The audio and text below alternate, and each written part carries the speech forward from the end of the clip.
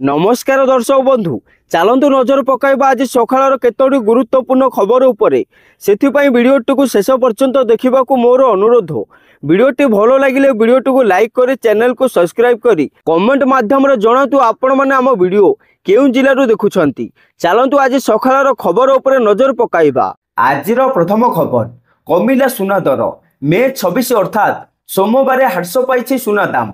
तेबे 24 क्यारेट सुनार दाम 10 ग्राम को 97,640 टंका रही। गतकाली यह 98,080 टंका थिला। एथिरे 440 टंका ह्रास होईछि। सेहीपरि 22 क्यारेट सुनार दाम 10 ग्राम को 89,500 टंका रही। गतकाली यह 89,900 टंका थिला। एथिरे 400 टंका ह्रास होईछि। किंतु एपटे रूपा दाम वृद्धि पाइछि। 100 ग्राम रूपा दाम 11,100 टंका रही। गतकाली यह 11,090 टंका थिला। एथिरे 10 टंका वृद्धि पाइछि। परवर्ती खबर 27 रे लघुचाप 7 दिन प्रबल वर्षिब। 27 तारीख रे पश्चिम केंद्र और संलग्न उत्तर बंगोपसागर रे लघुचाप सृष्टि होई पारे। यह प्रभाव रे राज्य रे भल वर्षा हेबो। किछि स्थान रे भारी वर्षा होई पारे। उत्तर और दक्षिण ओडिशा रे प्रबल वर्षार संभावना अछि। पाणीपाग विभाग यहाकु नै सतर्क कराइछि। किंतु बात्या नै आईएमडी कोनोसी पूर्वानुमान करिनी।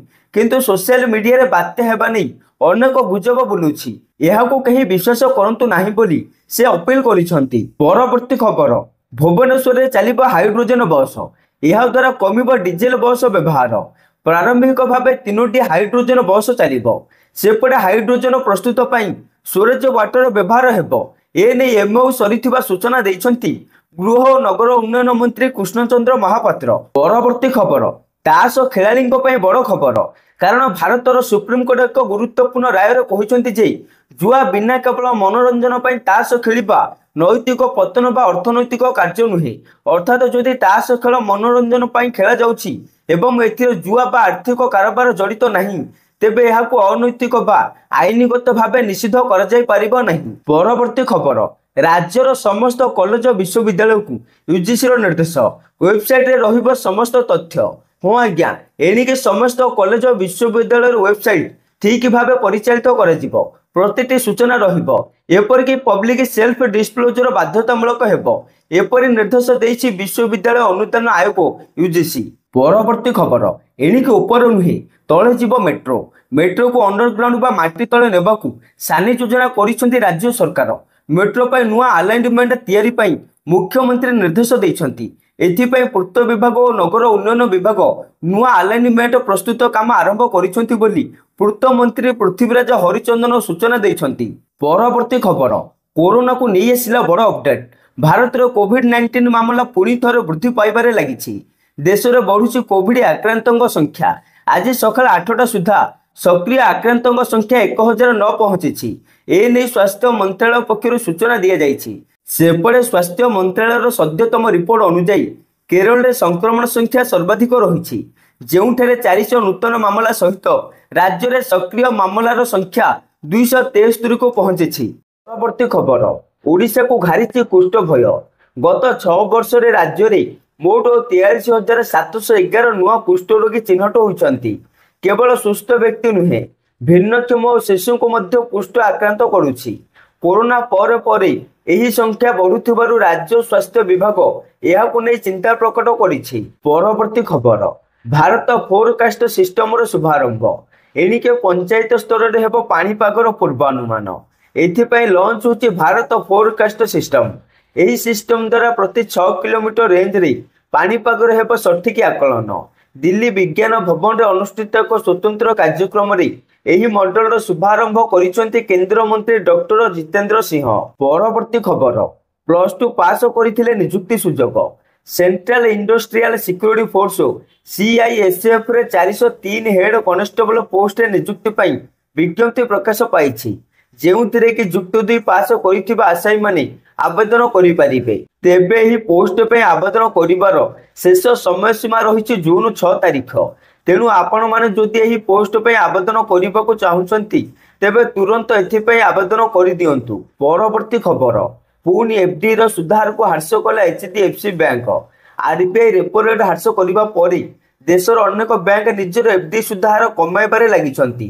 ଅନେକ ବ୍ୟାଙ୍କ ଏବେ ବି ନିଜର ଏଫଡି ସୁଧ ହାରରେ ସଂଶୋଧନ କରିବା ଜାରି ରଖିଛନ୍ତି। ତେବେ ବର୍ତ୍ତମାନ HDFC ବ୍ୟାଙ୍କ ନିଜର କିଛି ଏଫଡି ସ୍କିମର ସୁଧହାର ହ୍ରାସ କରିଛି।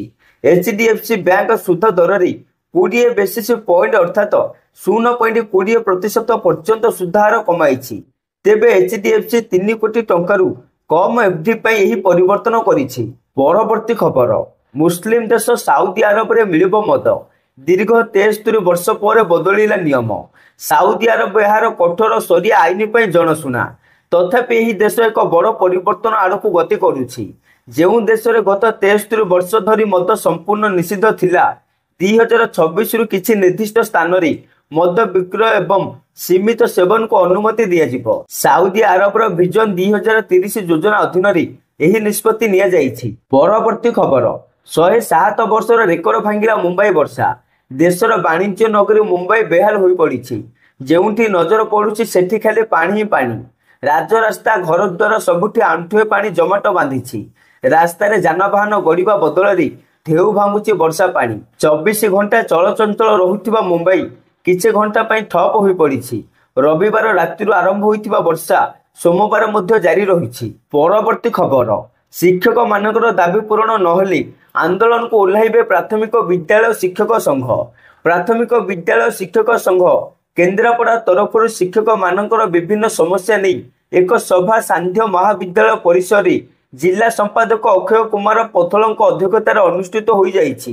ଏହି ସଭାରେ ଶିକ୍ଷକମାନଙ୍କ ପ୍ରତି ସରକାରଙ୍କ ଉଦାସୀନତା ମନୋଭାବ ଓ ଶିକ୍ଷାକୁ ଘରୋଇକରଣ, ଶିକ୍ଷକ ମାଗଣା ନୀତି ଯୋଗୁଁ ପ୍ରାଥମିକ ଶିକ୍ଷା ବିପର୍ଯ୍ୟସ୍ତ ହୋଇଛି।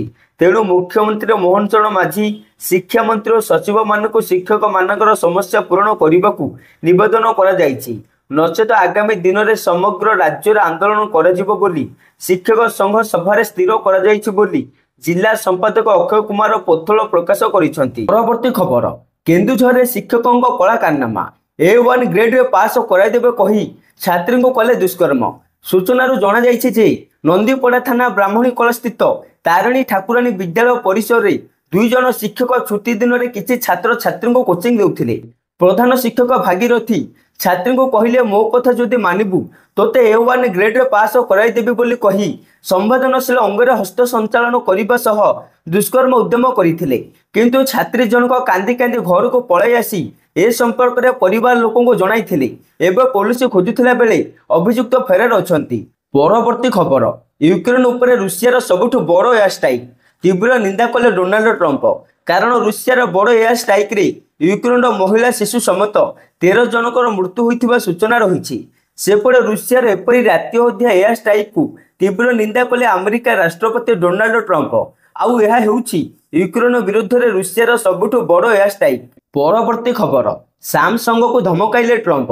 ଆମେରିକା ରାଷ୍ଟ୍ରପତି ଡୋନାଲ୍ଡ ଟ୍ରମ୍ପ ନିଜ ଦେଶର ଫୋନ୍ ଉତ୍ପାଦନ ବଢ଼ାଇବା ଲାଗି ଜୋରସୋରରେ ଉଦ୍ୟମ କରୁଛନ୍ତି। ସେ ପୂର୍ବରୁ ଆପଲ ସିଇଓ ଟିମ୍ କୁକ୍ ସହ କଥା ହୋଇ ଭାରତରେ ଆଇଫୋନ୍ ଉତ୍ପାଦନ ନ ବଢ଼ାଇବାକୁ ରୋକଠୋକ ଶୁଣାଇଥିଲେ। ଏହାପରେ ତାଙ୍କ ଟାର୍ଗେଟରେ ଆସିଛି ଦକ୍ଷିଣ କୋରିଆର ସ୍ମାର୍ଟଫୋନ୍ ନିର୍ମାତା ସାମସଙ୍ଗ। ଆମେରିକାର ଫୋନ୍ ତିଆରି ନ କଲେ 25% ଶୁଳ୍କ ଗଣିବାକୁ ପ୍ରସ୍ତୁତ ରହିବାକୁ ସେ ସାମସଙ୍ଗକୁ ଧମକ ଦେଇଛନ୍ତି। ପରବର୍ତ୍ତୀ ଖବର, ଭାରତର ପ୍ରାଚୀନ ଚିକିତ୍ସା ପଦ୍ଧତିକୁ ବିଶ୍ୱସ୍ତରୀୟ ମାନ୍ୟତା। ଭାରତର ପାରମ୍ପରିକ ଚିକିତ୍ସା ପଦ୍ଧତିଗୁଡ଼ିକ ଯେପରିକି ଆୟୁର୍ବେଦ, ଯୋଗ ଏବେ ବିଶ୍ୱସ୍ତରୀୟ ମାନ୍ୟତା ଆଡ଼କୁ ଅଗ୍ରସର ହେଉଛି। ମେ 24 ତାରିଖରେ ଆୟୁଷ ମନ୍ତ୍ରାଳୟ ଏବଂ ବିଶ୍ୱ ସ୍ୱାସ୍ଥ୍ୟ ସଂଗଠନ WHO ମଧ୍ୟରେ ଏକ ଗୁରୁତ୍ୱପୂର୍ଣ୍ଣ ଚୁକ୍ତି ସ୍ୱାକ୍ଷରିତ ହୋଇଛି, ଯାହା ଏହି ପ୍ରାଚୀନ ଚିକିତ୍ସା ପଦ୍ଧତିଗୁଡ଼ିକୁ ଆନ୍ତର୍ଜାତିକ ସ୍ୱାସ୍ଥ୍ୟ ମାନଦଣ୍ଡରେ ସାମିଲ କରିବାର ପଥ ପ୍ରଶସ୍ତ କରିବ। ପରବର୍ତ୍ତୀ ଖବର, ରଥଯାତ୍ରା ପାଇଁ ପ୍ରଧାନମନ୍ତ୍ରୀଙ୍କୁ ମୁଖ୍ୟମନ୍ତ୍ରୀଙ୍କ ନିମନ୍ତ୍ରଣ। ଆସନ୍ତା ରଥଯାତ୍ରା ପାଇଁ ପ୍ରଧାନମନ୍ତ୍ରୀଙ୍କୁ ନିମନ୍ତ୍ରଣ କରାଯାଇଛି। ଖାଲି ପ୍ରଧାନମନ୍ତ୍ରୀ ନରେନ୍ଦ୍ର ମୋଦିଙ୍କୁ ନୁହଁ, ବରଂ ସମସ୍ତ ଏନ୍ଡିଏ ଶାସିତ ରାଜ୍ୟର ମୁଖ୍ୟମନ୍ତ୍ରୀମାନେ ଓ କେନ୍ଦ୍ରମନ୍ତ୍ରୀମାନଙ୍କୁ ବି ନିମନ୍ତ୍ରଣ କରାଯାଇଛି। ଏନେଇ ଉପମୁଖ୍ୟମନ୍ତ୍ରୀ ପ୍ରଭାତୀ ପରିଡ଼ା ସୂଚନା ଦେଇଛନ୍ତି। ପରବର୍ତ୍ତୀ ଖବର, ଗୁଜରାଟରୁ ପାକିସ୍ତାନକୁ ଚେତାବନୀ ଦେଲେ PM ମୋଦି। ସେ କହିଛନ୍ତି, ଆଜି ଦେଶ ହତାଶରୁ ବାହାରି ଆସିଛି, ଆତ୍ମବିଶ୍ୱାସର ଆଲୋକରେ ତିରଙ୍ଗା ଉତ୍ତୋଳନ କରୁଛି।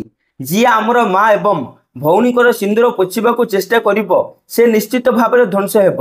ଅପରେସନ ସିନ୍ଦୁର କେବଳ ଏକ ସାମରିକ କାର୍ଯ୍ୟାନୁଷ୍ଠାନ ନୁହେଁ, ଏହା ଆମର ଭାରତୀୟ ମୂଲ୍ୟବୋଧ ଏବଂ ଆମ ଭାବନାର ପ୍ରକାଶ।